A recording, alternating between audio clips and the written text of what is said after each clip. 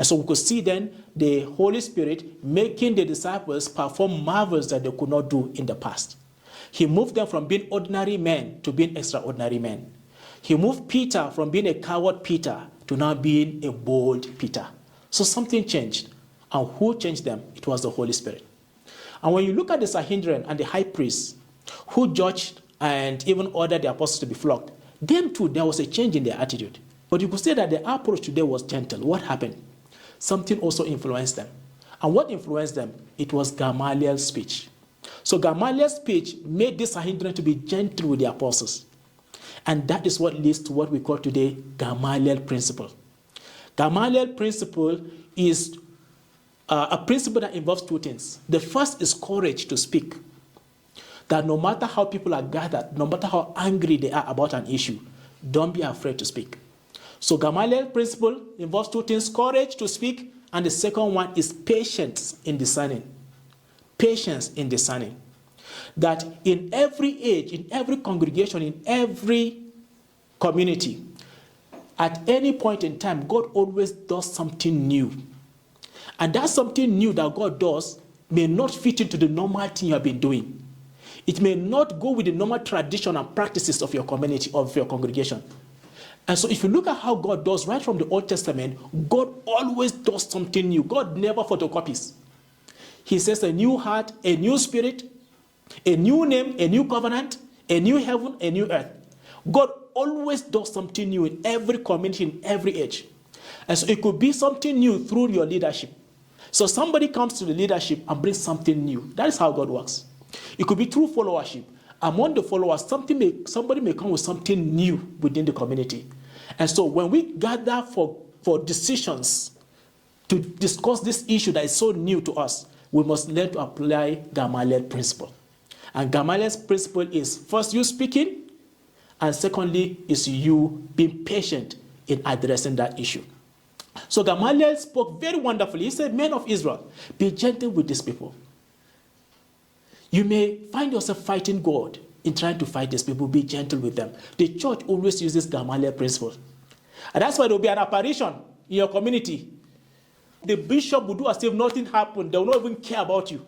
They are applying Gamaliel principle, patience. And so we see in the apparitions of Medjugorje, it stayed 30 years before the church spoke. They applied Gamaliel principle.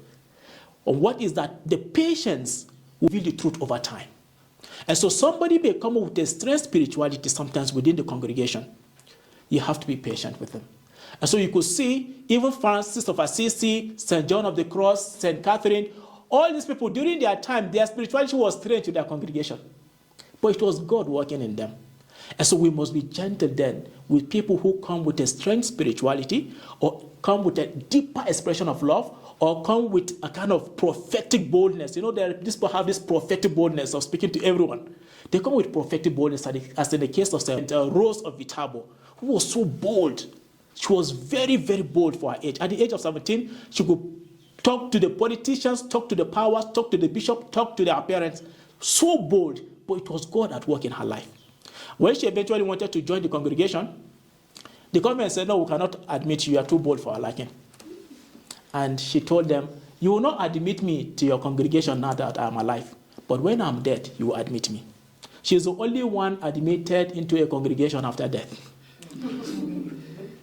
When she died, she appeared to the church leader, take my dead body to that community. And that's where they buried her. That is how God does something new.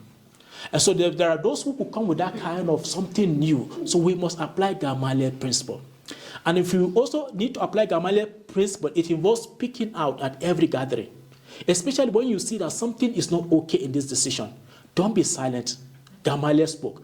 Imagine the anger the people gathered with. Imagine the vehemence, the jealousy of the chief priest and the high priest regarding Jesus.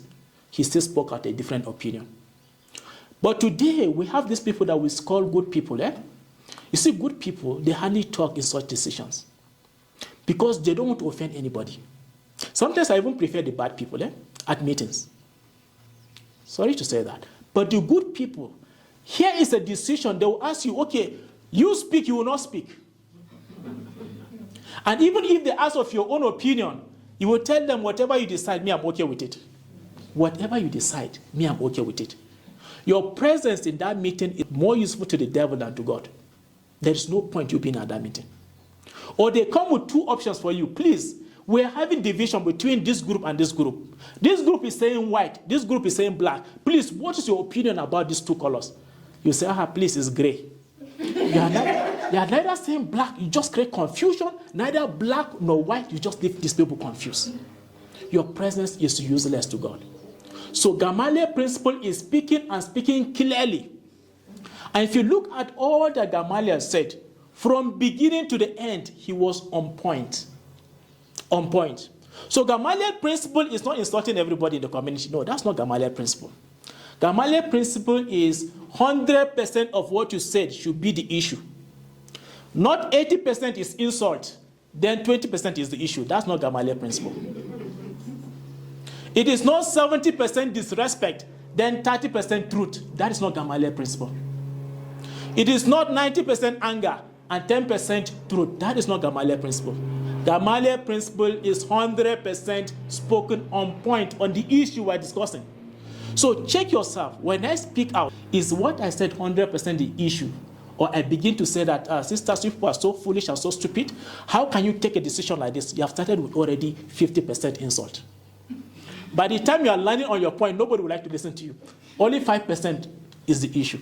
So we must learn to present issues sometimes in Gamaliel's principle. And in that way, we'll be able to address a lot of issues in our community. Gamaliel's principle of courage and patience, discerning, is very, very key. Is very, very important.